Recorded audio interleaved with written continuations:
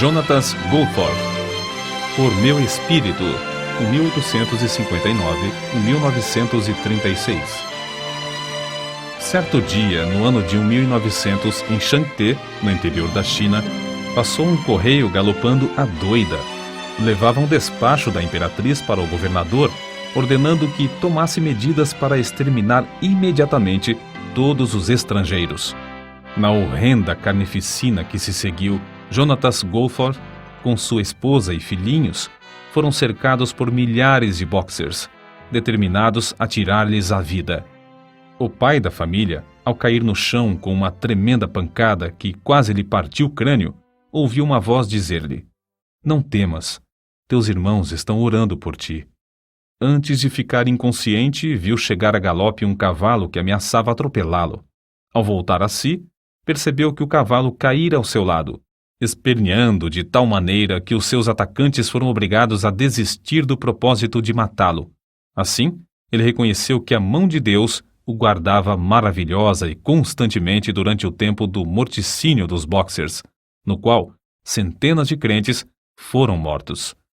Jonatas Goforth e sua família foram salvos de inumeráveis situações angustiosas entre o povo amotinado, até que, por fim, 20 dias depois, chegaram ao litoral do país.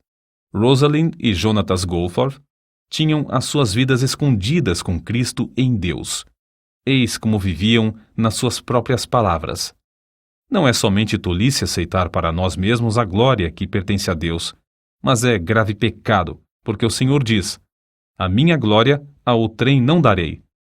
Quando ainda jovem, Jonatas Goforth adotou as palavras de Zacarias, capítulo 4, versículo 6, como lema da sua vida: "Não por força nem por violência, mas pelo meu espírito, diz o Senhor dos Exércitos." Alguém que o conhecia intimamente escreveu: "Antes de tudo, Jonatas Goforth era um ganhador de almas. Foi por essa razão que se tornou missionário no estrangeiro. Não havia outro interesse, outra atividade, outro ministério que o atraísse. Com o fogo do amor de Deus no coração, ele manifestava um entusiasmo irresistível e uma energia incansável. Nada podia impedir seus esforços dinâmicos na obra, para a qual Deus o chamara. Era assim tanto aos 77 anos como quando tinha 57. Com a perda da vista durante os últimos 3 anos da sua vida, não diminuíram seus esforços. Parece até que aumentaram. Revela-se, nas suas próprias palavras, como foram lançados os alicerces da sua vida constantemente esforçada no serviço do Senhor. Minha mãe, quando eu e meus irmãos éramos ainda crianças, com desvelo incessante, nos ensinava as Escrituras e orava conosco. Uma coisa que teve grande influência sobre a minha vida foi o fato de minha mãe me pedir que lesse os salmos para ela em voz alta. Tinha apenas 5 anos quando comecei a fazer esse exercício e achei a leitura fácil. Com a continuação, adquiri o costume de decorar as Escrituras, coisa que continuei a fazer com grande proveito. Todos podemos testificar que é fácil fazer com que a leitura das Escrituras e a oração cheguem a uma monótona formalidade, mas, ao contrário, o semblante de Jonatas Goforth se iluminava com o reflexo da glória das Escrituras que recebia na alma. Depois da sua morte, uma criada católica romana declarou: "Quando o Sr. Goforth se hospedava na casa onde trabalho, eu mirava seu rosto e dizia a mim mesma: o rosto de Deus pode ser assim." Acerca da conversão de seu pai, Jonatas escreveu: "No tempo da minha conversão, morava com meu irmão Guilherme. Certa vez, nossos pais nos visitaram, passando conosco mais ou menos um mês. Fazia tempo que o Senhor me dirigira a fazer culto doméstico.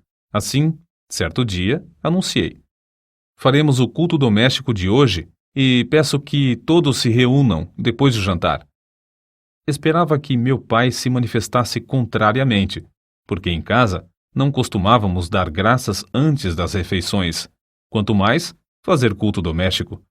Li um capítulo de Isaías e depois de falar algumas palavras, oramos juntos, de joelhos. Continuamos a realizar os cultos domésticos durante o tempo que eu estava em casa. Depois de alguns meses, meu pai foi salvo." O jovem Goforth, no tempo de estudante no ginásio, visava ser advogado, até que certo dia leu a inspiradora biografia do pregador Roberto McCheyne. Não somente se desvaneceram para sempre todas as suas visões de ambição, mas ele dedicou também a sua própria vida a levar almas ao Salvador. Nesse tempo, devorou os livros. Os discursos de Spurgeon, os melhores sermões de Spurgeon, Graça Abundante, Bunyan, e O Descanso dos Santos, Baxter. A Bíblia, contudo, era o seu livro predileto e costumava levantar-se 2 horas mais cedo para estudar as Escrituras, antes de se ocupar em qualquer outro serviço do dia.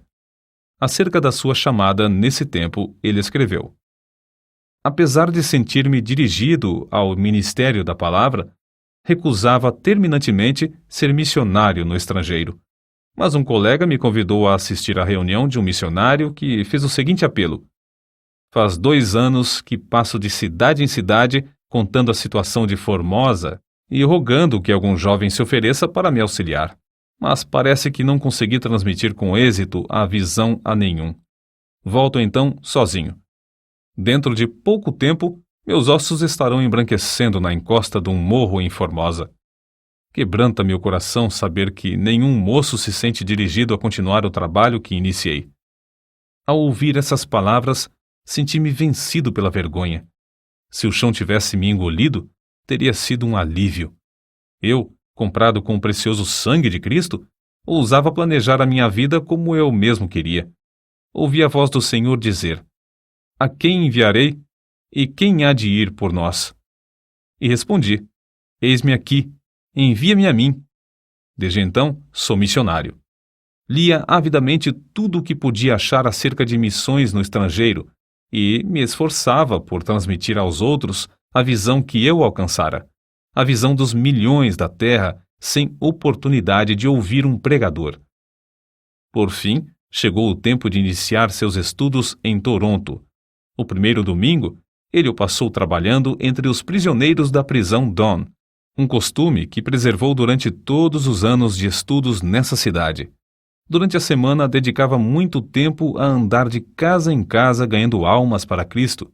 Quando o diretor do colégio onde estudava perguntou-lhe quantas casas visitara durante os meses de junho a agosto, ele respondeu: 960.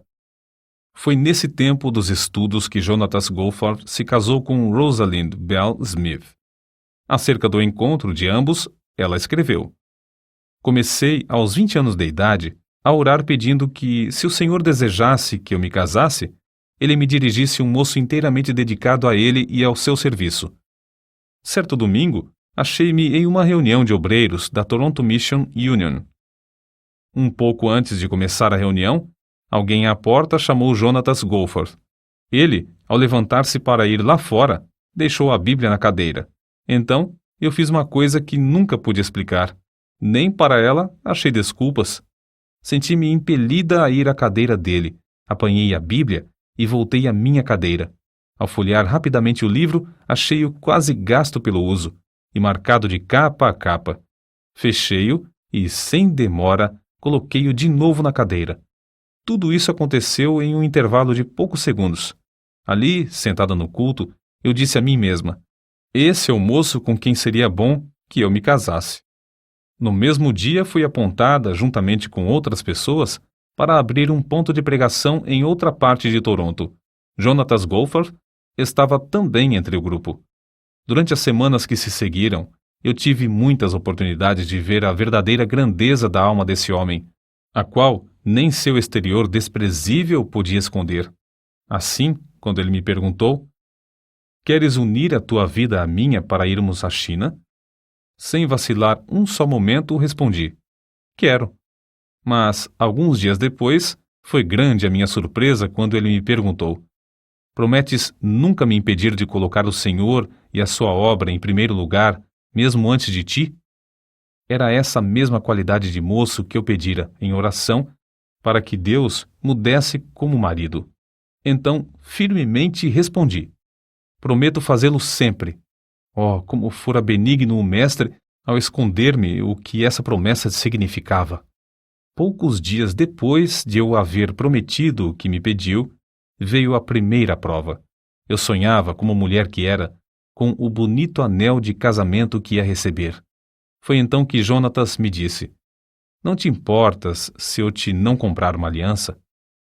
A seguir, explicou com grande entusiasmo como se esforçava na distribuição de livros e folhetos sobre o trabalho na China. Queria economizar o mais possível para essa importante obra. Ao ouvi-lo, e depois de contemplar a luz no seu rosto, as visões de uma aliança bonita se desvaneceram. Era a minha primeira lição sobre os verdadeiros valores. Em 19 de janeiro de 1888, centenas de crentes se reuniram na estação em Toronto para se despedir do casal Goforth, que ia trabalhar na obra de Deus na China. Antes de sair do trem, todos baixaram a cabeça em oração, e ao partir, a grande multidão cantava: "Avante, soldados de Cristo!" E, uma vez fora da estação, os dois, no trem, rogaram a Deus que os guardasse para viverem eternamente dignos da grande confiança que esses irmãos haviam depositado neles. Não muito depois de chegarem à China, Hudson Taylor lhes escreveu: "Faz 10 anos que a nossa missão se esforça para entrar no sul da província e somente agora é o que conseguimos. Se a missão do interior da China, com missionários e auxiliares experientes na língua e nos costumes do povo, sofre fracasso durante 10 anos nessa província, como podia entrar ele, jovem e inexperiente, sem conhecer a língua?" As palavras de Hudson Taylor, "avançar de joelhos", tornaram-se o lema da missão de Goforth para entrar no Monte de Onan. Jonatas Goforth levou mais tempo para aprender a língua do que um companheiro seu que chegou 1 ano depois dele. Certo dia, ao sair para pregar, ele, em grande desespero, disse à sua esposa: "Se o Senhor não operar um milagre para eu aprender essa língua, serei um grande fracasso como missionário." 2 horas depois, voltou dizendo: "Oh, Rosa, que maravilha! Ao começar a pregar, as palavras e as frases tornaram-se tão fáceis que o povo me compreendeu bem." 2 meses depois, receberam uma carta dos estudantes no Colégio Knox, em Toronto, contando como, em certo dia e a certa hora, eles se reuniram para orar pelo casal, somente pelos Goforth, e ficaram convencidos de que haviam sido abençoados por Deus, porque sentiram muito a presença e o poder de Deus na oração. Goforth, ao abrir seu diário, descobriu que foi no mesmo dia e hora que Deus lhe deu a habilidade de falar fluentemente. Alguns anos depois, certo patrício seu que falava bem o chinês disse-lhe acerca do seu estilo de falar: "Compreende-se a fala do Senhor sobre uma área maior do que de qualquer outra pessoa que conheço." O missionário veterano assim aconselhou a Goforth: "Os chineses têm tantos preconceitos contra o nome de Jesus que você deve esforçar-se para demolir os deuses falsos e só depois mencionar o nome de Jesus, se houver oportunidade." Ao contar isso à sua esposa, Goforth exclamou indignado: "Nunca, nunca, nunca! Em nenhum tempo ele se levantou para pregar sem a Bíblia aberta na mão." Quando, alguns anos depois, os missionários novatos lhe perguntaram o segredo do fruto extraordinário do seu ministério, ele respondeu: "Deixo Deus falar às almas dos ouvintes por intermédio da sua própria palavra. Meu único segredo era tocar no coração dos mais vis pecadores até mostrar-lhes as suas necessidades e pregar-lhes o Salvador poderoso para os salvar." Esse era o segredo de Lutero. Era o segredo de John Wesley, e ninguém se aproveitou mais dele do que Dwight Lyman Moody. Para manejar a espada do Espírito com grande execução, Goforth a afiava, estudando-a diariamente, sem falhar. Em vez de falar contra os ídolos, ele exaltava Cristo crucificado. Isso atraía os pecadores a deixarem as suas vaidades. Em 1896, ele escreveu: "Depois de chegar a Shanté, há 5 meses, o poder do Espírito Santo se manifesta quase diariamente para nos alegrar. Durante esses meses, um total de mais de 25.000 homens e mulheres nos visitaram em casa, e todos ouviram a pregação do Evangelho. Pregamos, em média, 8 horas por dia. Há, às vezes, mais de 50 mulheres de uma vez no terraço.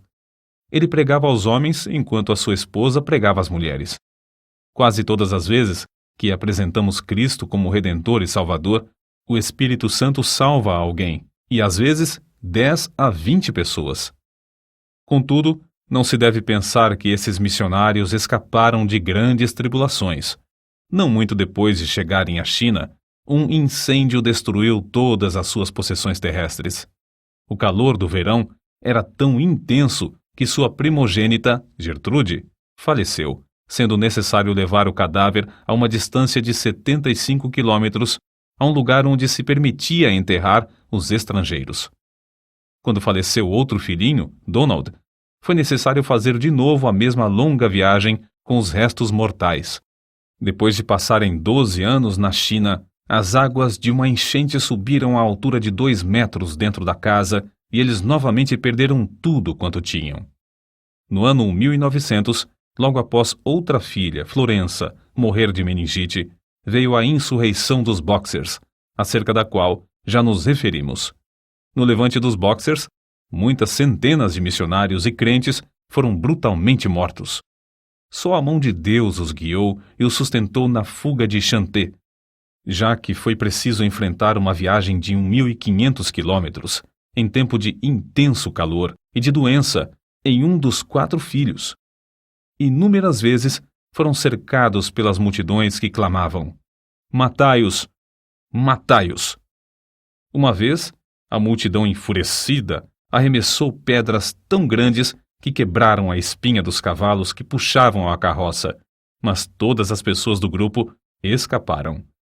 Goforth levou vários golpes de espada, um dos quais atingiu o osso do braço esquerdo, quando o ergueu para defender a cabeça. Apesar de o grosso capacete que tinha na cabeça ficar quase inteiramente cortado em pedaços, ele conseguiu manter-se em pé, até que recebeu um golpe que, por pouco, não lhe partiu o crânio. Mas Deus não permitiu que a mão dos homens os destruíssem, porque ainda tinha uma grande obra para fazer na China por intermédio desses servos.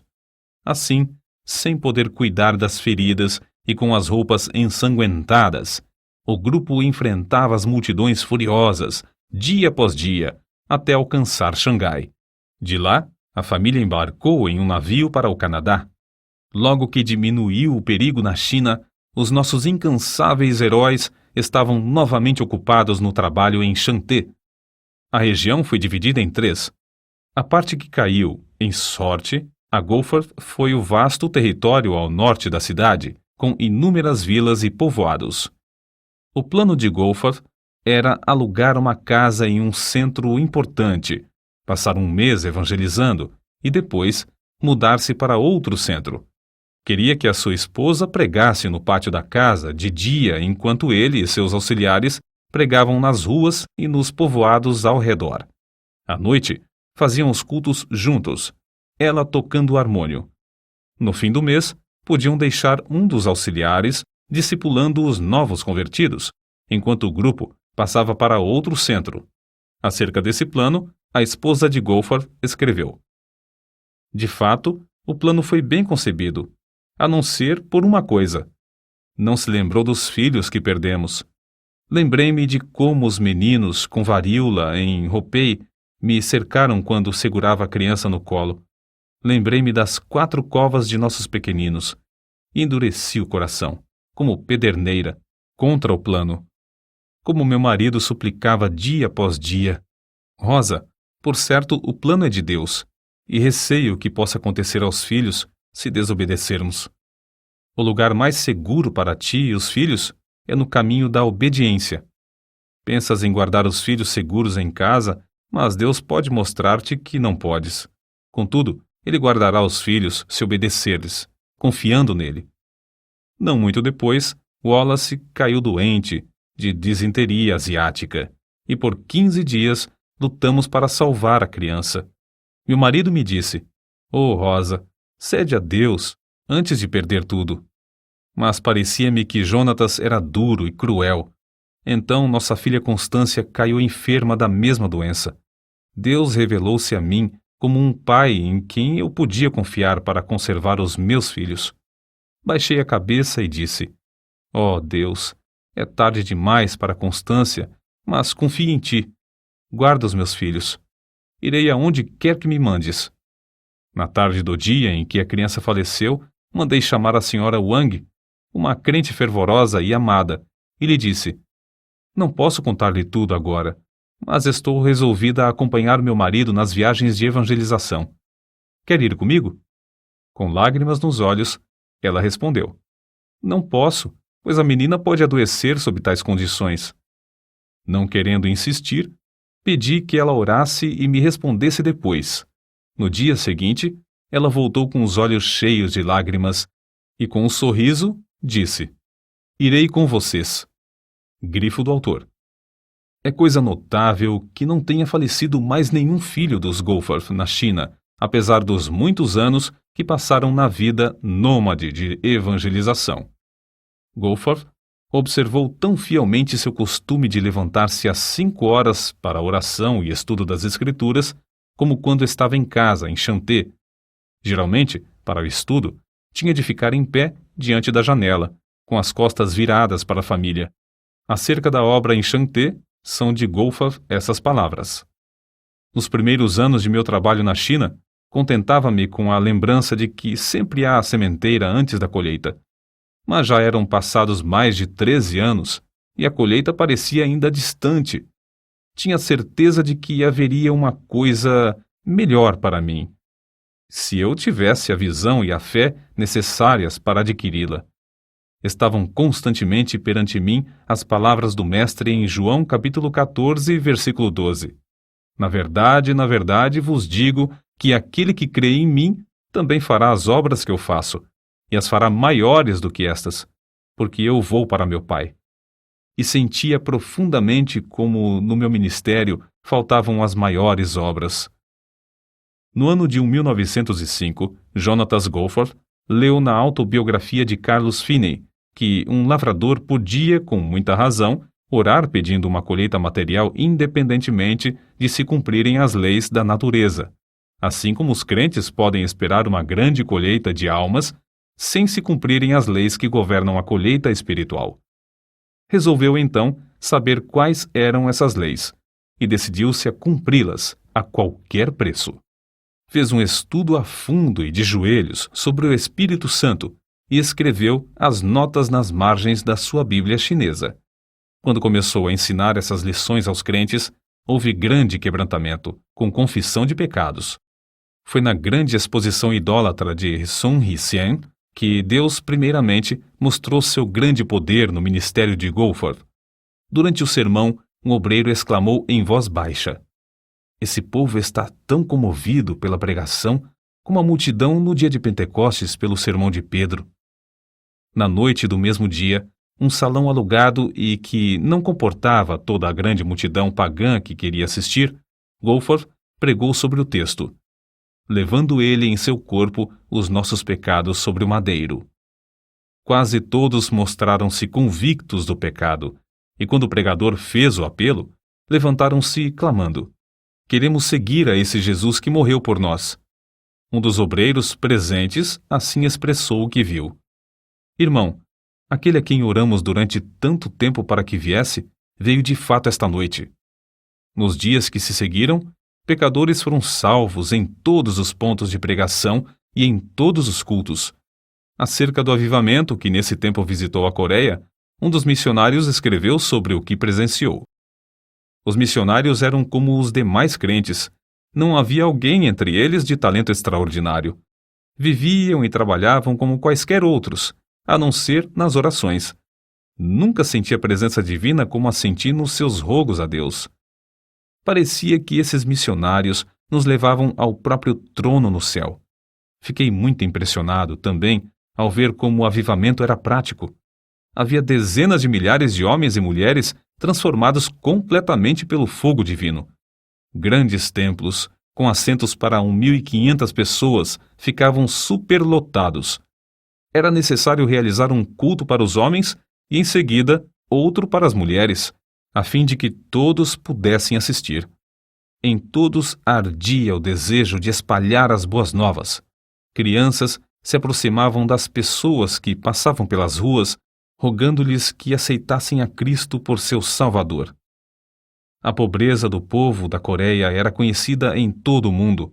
Contudo, havia tanta liberdade nas ofertas que os missionários não queriam ensinar mais sobre o dever de contribuir. Havia grande dedicação à Bíblia, quase todos levando um exemplar no bolso. E o maravilhoso espírito de oração permeava tudo. Ao voltar da Coreia, Goforth foi chamado à Manchúria. Mais tarde, ele escreveu: "Quando iniciei a longa viagem, estava convicto de que eu tinha uma mensagem de Deus para entregar àquele povo, mas não tinha ideia de como presidir a um avivamento.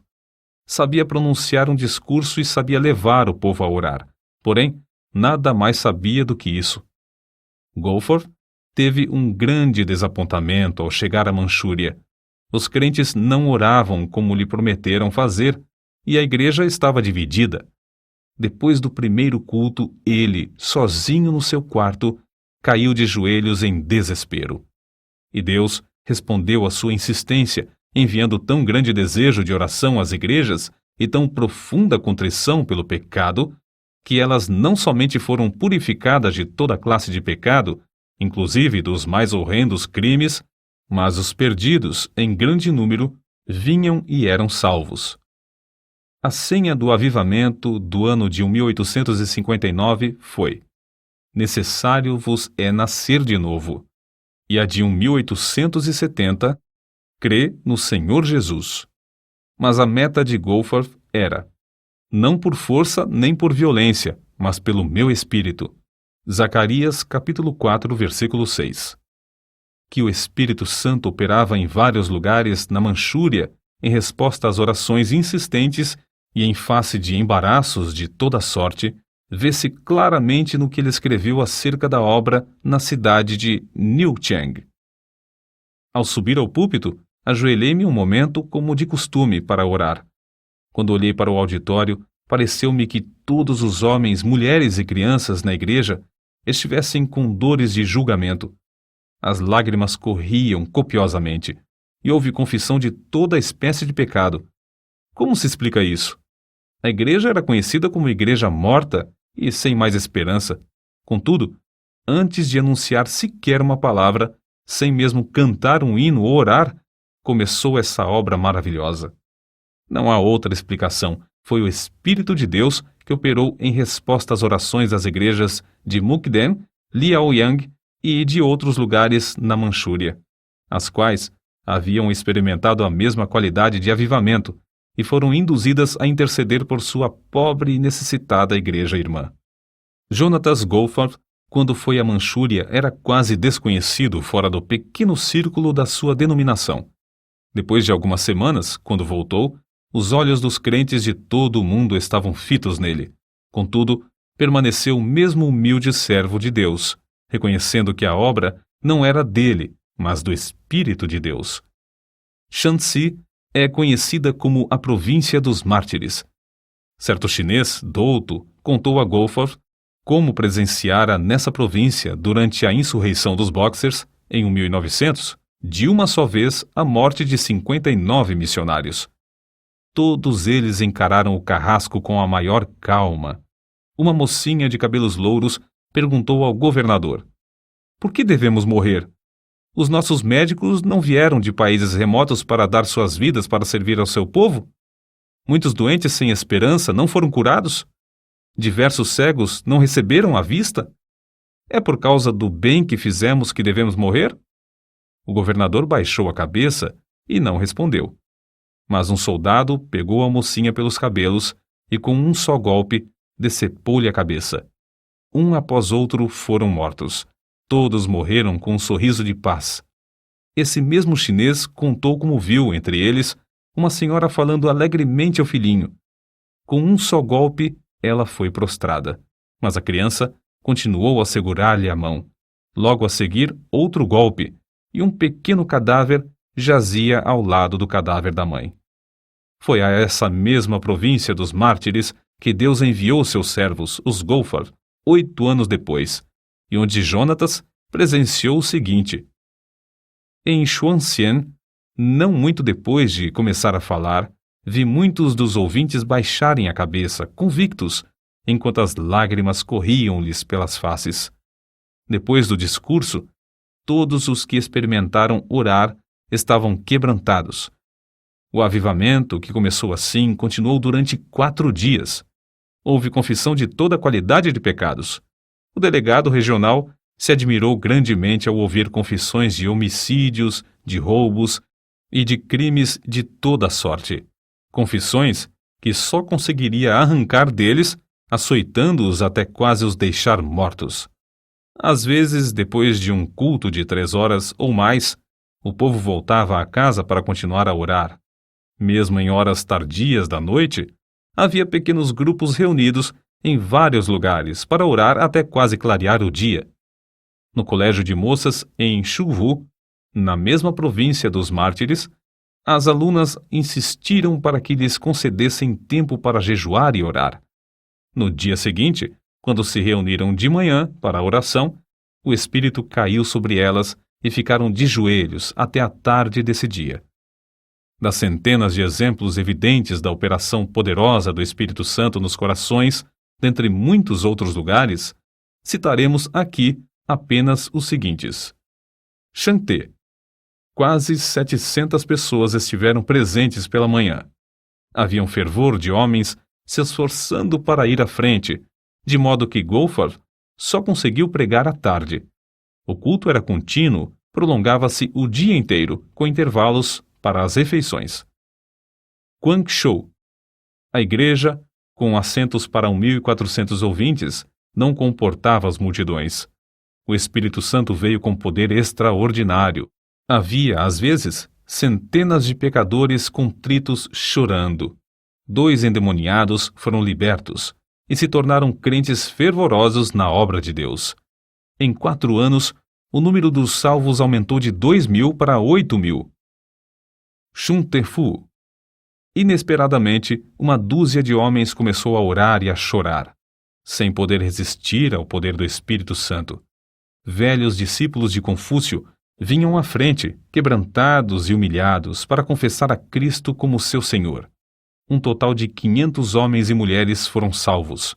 Foi, talvez, a maior obra do Espírito Santo que eu tenha visto. Nanquim. A assistência foi de mais de 1.500 pessoas. Centenas que também queriam entrar não puderam e voltaram a casa. O culto da manhã durou 4 horas. O resto do tempo foi dedicado à oração e confissão de pecados. A massa de pessoas que desejava chegar ao estrado para confessar seus pecados foi tão grande que se tornou necessário construir outra escada. Subi de novo ao estrado, às 3 horas da tarde, para iniciar o segundo culto.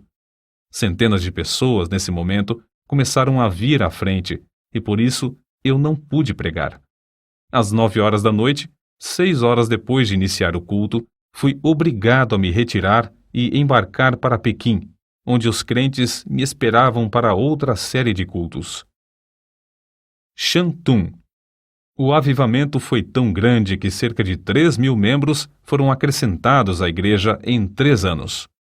Acerca dos cultos entre os soldados do general Feng, a esposa de Goforth escreveu: Desde o início sentimos a presença de Deus. 2 vezes, todos os dias, Goforth tinha auditórios de cerca de 2.000 pessoas, principalmente oficiais, que se mostravam grandemente interessados. A 3 cultos, às esposas foi permitido assistirem, e Deus me deu poder para falar-lhes. Quase todas declararam-se prontas a seguir a Cristo. O general Feng, ao experimentar orar, ficou quebrantado. A seguir, outros oficiais, um após outro, começaram a clamar a Deus entre soluços e lágrimas. Assim continuou a obra, ano após ano, geralmente com 3 cultos por dia, apesar de grandes obstáculos. No período da seca de 1920, 30 a 40 milhões dos habitantes ao redor encararam a morte pela fome. Em 1924, Goforth escreveu à sua esposa, forçada por doença a voltar ao Canadá.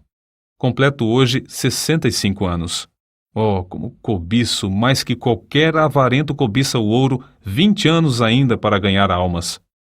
Depois de completar 68 anos de idade e sua esposa 62, idades em que a maioria dos homens se afasta do serviço ativo, os dois foram enviados para um campo inteiramente novo na Manchúria. Dessa vez, um campo distante, vasto e frio, que se estende até as fronteiras da Rússia e da Mongólia. Acerca da sua partida, Goforth escreveu: certo dia, em fevereiro de 1926, minha esposa estava deitada esperando a chegada da assistência para levá-la ao Hospital Geral de Toronto. De repente, a campainha da porta e a do telefone tocaram simultaneamente. Pelo telefone, foram avisados de que não haveria lugar no hospital antes de 3 dias. Na porta, recebemos um cabograma do general Feng, da China, rogando que eu fosse sem demora. Nesse momento, eu disse à minha esposa: que farei? Não posso deixar-te. Todos pensávamos que ela não viveria muitos meses mais. Minha esposa, depois de orar, disse: vou contigo. Os membros da junta estavam reunidos na ocasião. Apresentei-lhes o cabograma do general Feng e concordaram que eu fosse. Mas, quando os informaram de que minha esposa queria acompanhar-me, mostraram-se horrorizados, respondendo que ela morreria no caminho. Então, eu lhes disse: os irmãos não conhecem essa mulher como eu. Quando ela diz que vai, ela vai. Assim, concordaram em que ela fosse. Durante muito tempo, avisados pelo cônsul do novo campo da Manchúria, viviam com as malas arrumadas a fim de partirem imediatamente no caso de haver um segundo levante dos Boxers, como todos esperavam. Contudo, desde o início, Deus honrou o serviço desses servos, conforme se lê no que ele escreveu na avançada idade de 70 anos. Realizavam-se 3 horas de pregação de manhã pelo grupo de missionários e 4 horas à tarde. Desde o primeiro dia, houve conversões. Às vezes, 12 em um só dia. Grande foi o nosso gozo ao vermos cerca de 200 pessoas aceitarem a Cristo durante o mês de maio. Havia muito tempo que diversos amigos insistiam em que ele escrevesse a história de como o Espírito Santo operava no seu ministério. Em tempo de intenso frio, viu-se obrigado a extrair os dentes. Durante 4 longos meses, sofreu dores cruciantes nos maxilares, a ponto de não poder pregar. Foi nessa época que seu filho menor chegou do Canadá. Goforth, então, conseguiu ditar a matéria para o filho datilografar. Dessa forma, foi impresso o livro Por Meu Espírito, obra de grande circulação e influência. Após 4 anos de serviço, foi-lhe necessário voltar ao Canadá por causa da vista de sua esposa. Foi durante esse tempo que Goforth também começou a perder a vista. Enquanto convalescia das operações mal sucedidas para restaurar-lhe a visão de um olho, ele relatou uma por uma as histórias da obra na China, histórias que a sua enfermeira estenografou e que, agora, completam o famoso livro intitulado Vidas Milagrosas da China. Em 1931, Goforth e sua esposa, ela com 67 anos e ele com 72, com os corações ardendo pelo desejo de ganhar almas, voltaram mais uma vez à obra na Manchúria. 472 convertidos foram batizados em 1932. Um dia, Goforth voltou de uma viagem evangelística e entrou em casa às apalpadelas. Depois de ficar um momento ao lado da sua esposa, ele lhe disse em voz baixa: receio que a retina do olho esquerdo tenha saído do lugar. E assim tinha acontecido. A perda completa da visão era para ele uma tristeza, uma tragédia, sentida por todos. Ao mesmo tempo, chegou-lhes uma carta informando-os de uma redução tão grande no que recebiam para o sustento dos missionários e nas despesas das viagens evangelísticas, que parecia impossível continuar a obra. Foi a maior crise de toda a vida de Jonatas Goforth. Contudo, sem vacilar, olhou para Deus. A própria cegueira parecia mais uma bênção do que uma aflição. Os crentes mostravam-se mais ligados a ele do que antes. Vencendo o desânimo inevitável dos que perdem a vista, não cessou de pregar com a Bíblia que amava, aberta nas mãos. No ano de 1933, 778 convertidos foram batizados. Por fim, os Goforth cederam ao apelo dos crentes do Canadá a que retornassem à terra natal para animar as igrejas no envio de mais missionários. Durante os preparativos para a viagem, souberam que 966 convertidos foram batizados naquele ano, o 1934. O culto de despedida foi um dos mais comoventes em toda a história da obra missionária. O obreiro tão amado pelos crentes, agora, por causa da cegueira, não podia ver como tinham enfeitado o templo, mas eles bondosamente e com prazer lhe descreveram tudo acerca das muitas e lindas bandeiras de seda e veludo que cobriam inteiramente as 4 paredes do templo. Os pregadores que falaram o fizeram chorando. Um deles disse: "Agora Elias está para sair de nosso meio, e cada um de nós deve tornar-se um Eliseu." Na hora da despedida, havia uma multidão de crentes chorando na plataforma da estação. Goforth, sentado diante da janela do trem, com o rosto virado para aqueles crentes que tanto amava, mas não podia ver, continuava a fazer-lhes sinais com a cabeça, de vez em quando levantando os olhos para cima, indicando assim a bendita esperança de uma reunião no céu. Quando o trem partiu, os crentes, com os olhos cheios de lágrimas, tentaram acompanhá-lo, correndo paralelamente, a fim de conseguirem olhar mais uma vez para o rosto desses queridos missionários. Durante 18 meses, Goforth pregou a grandes auditórios no Canadá e nos Estados Unidos. Dia após dia, esse veterano estava em pé diante desses auditórios, com a sua amada Bíblia aberta nas mãos. Abria o livro aproximadamente na página que desejava e citava as passagens de cor durante o sermão. Isso ele fazia com tanta prática, tendo os olhos abertos, que era difícil crer que as não lia como outrora. O ponto principal de suas mensagens descobre-se nas palavras que lhe disse certo dia a sua esposa: "Querida, acabo de fazer um cálculo mental que prova com certeza qual o resultado de dar ao Evangelho a oportunidade de operar. Se cada um dos missionários enviados à China tivesse levado tantas almas a Jesus como os 6 missionários do nosso campo durante o ano de 1934, o último ano que passamos na Manchúria, isto é, 166 almas por cada missionário, o número de conversões na China teria alcançado a cifra de quase 1 milhão, em vez de apenas 38.724. Isto é, teria sido 25 vezes maior." Grifo do autor. Certo dia, quando tinha de pregar somente à noite, ele disse à sua esposa: "Em vez de sairmos de casa hoje, acho melhor participarmos de um banquete da palavra. Lê para mim o precioso Evangelho de João." Ela leu 16 capítulos desse livro. Percebia-se que era um verdadeiro banquete para ele, pela atenção que prestava à leitura de certas passagens. Antes de falecer, tinha lido a Bíblia de capa a capa mais de 73 vezes.